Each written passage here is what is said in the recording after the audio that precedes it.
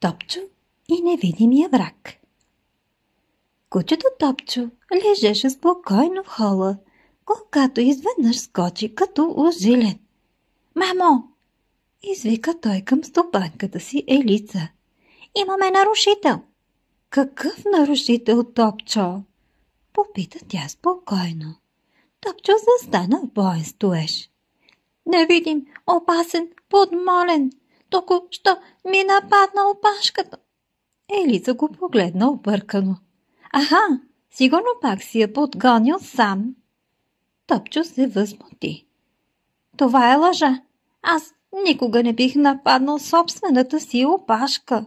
Тя е част от мен, почти като второ куче. Топчо, ти обикаляше в кръг и се въртеше като помпъл. Това беше стратегическа маневра. Опитвах се да заловя него». «Кого?» Топчо прошепна драматично. «Опашкотрона, зъл дух, който живее на края на опашката ми. Само аз го виждам». Елица избухна в смях. «Топчо, няма такова нещо». Той седна гордо. «Добре, но ако опашкотронът отново нападне, аз ще бъда готов». «Чудесно! Само не върти дивана този път». «Няма, освен ако той не започне пръв».